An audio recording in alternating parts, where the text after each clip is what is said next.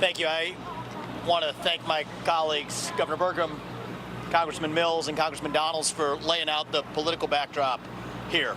This is a politicized persecution that is nakedly apparent. What I want to do is dive a little bit deeper into what we actually learned today in that courtroom. What do we see in there? First of all, I learned a lot from being in there in person. It is one of the most depressing places I have been in my life, but it is fitting because the only thing more depressing than the environment of that courtroom is what's actually happening in there. It's straight out of a Kafka novel. The prosecution's main strategy appears to be to bore the jurors into submission. And if you look in that direction, sadly, it may appear to actually be working. Now, I would like for anybody here in the press, anybody at home, anybody in MSNBC or the media afterwards, to clearly state what exactly is the crime that Donald Trump committed. Oh, wait. We have not heard a good answer to that question. It has been vague until today. You heard Michael Cohen's testimony, after which I would say it is less clear than ever what that crime actually was. They'll say falsifying business records. Well, let's look at who did we learn falsified business records today? Get, what, hour, 2 hours, felt like it could have been 7 hours, of Michael Cohen talking about how he falsified business records. Okay, so you have a guy who has been a perjurer in the past that is now saying he falsified business records. What is the crime that Donald Trump committed?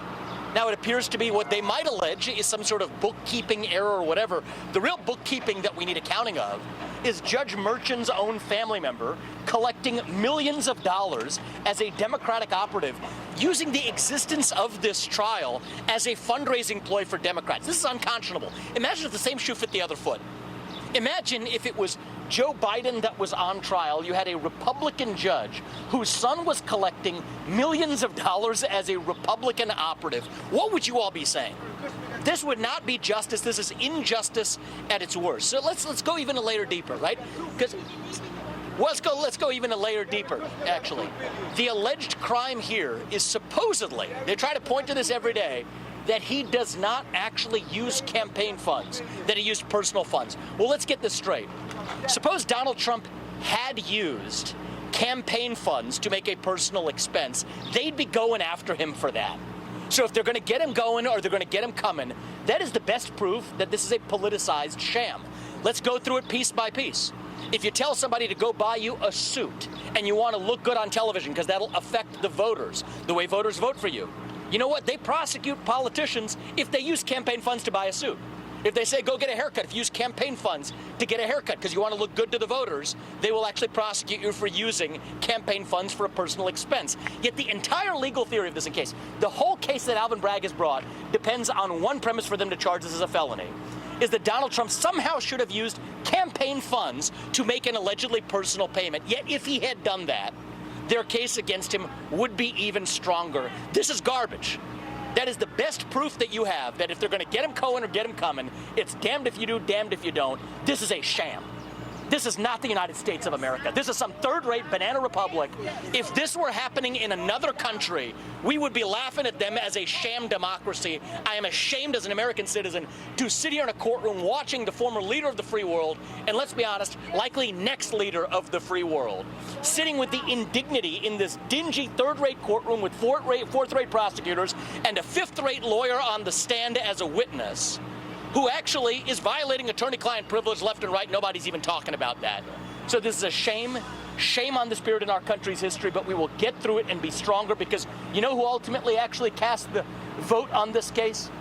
It's not just the jurors in that jury box. It's every one of you at home. It's every American who votes this November to say no to the weaponization of justice. And if you're at home, you may say, you know what, I don't agree with everything Donald Trump's ever said. You know what, I may not agree with some of his policies even though they were great policies for 4 years.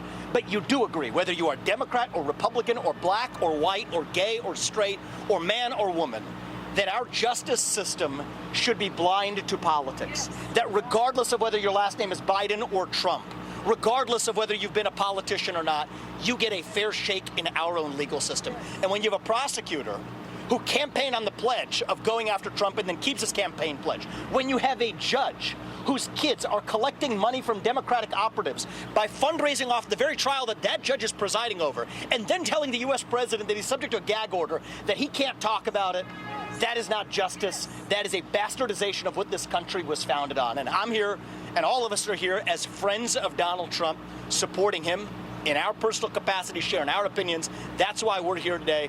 But I hope every American at home who isn't able to be in that courtroom is able to see what's actually happening there. And when you do, we will have a landslide of historic proportion this November if every American understands the injustice that's playing out in that courtroom today.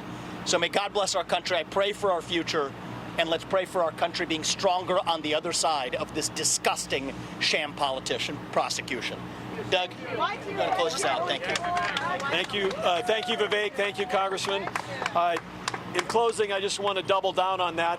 All right, so that is Governor Burgum, and he's come up for his second time at the mic just to thank everybody for being there. Vivek Ramaswamy, the last time I saw him speak was the eve of the primary in New Hampshire.